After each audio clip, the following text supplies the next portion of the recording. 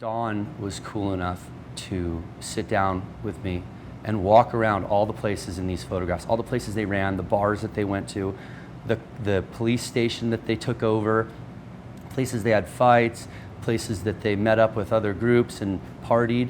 I got to go and hear all these stories and put them on tape. When these guys from the 60s and 70s are gone, there are no more stories. The stories die with them because those guys don't discuss this. So what I decided to do is I took the photographs that they gave me, and with their permission, I put a book together and put all of the money that I made into going out and doing more filming and paying for the stuff that I needed to continue this project.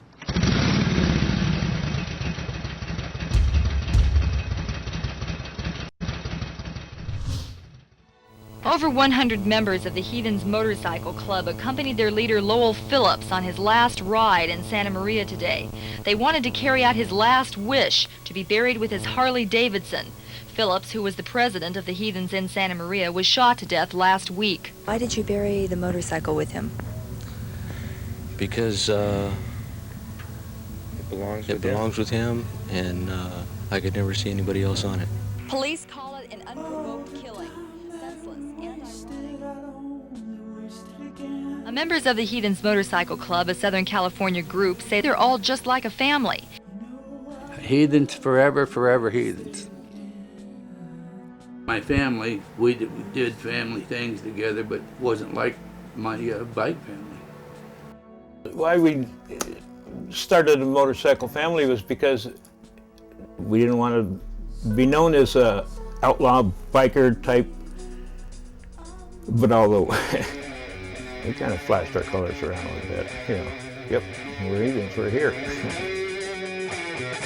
We were a bunch of spoiled brat kids that did what the fuck we wanted to do when we wanted to do it. Back then it was just play by my rules or fuck you. Very seldom we'd have a problem in a bar. We did, we took care of it. We partied with a couple of different clubs that too much drinking got going and fights got going. People got beer bottles smashed over their head. We've had times the guns be dropped. He had a pirate gun in his belt. So I turned around and yelled at Rick. I said, this guy's got a gun. And they heard gun, and then from then on, it was downhill. He got his ass kicked so bad he knocked his eye out of the socket, broke all his teeth out. That's how I got my patch, actually, because I'd saved Rick from getting shot by the pirate. 90% of the time we were right in doing what we did. But I do remember one time we was in a bar, and we got a big fight that night. We wound up killing one guy.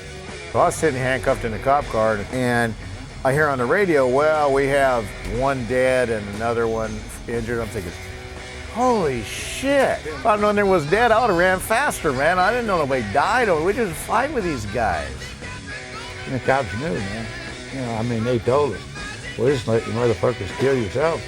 Because when it's all over, it's just the ones that's alive is we'll take on to jail.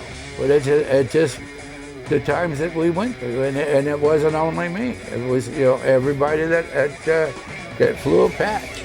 Outlaw motorcycling in the 70s and 80s was defined by drugs, violence, weapons, and a strict code of brotherhood, ultimately tearing the club apart from the inside out.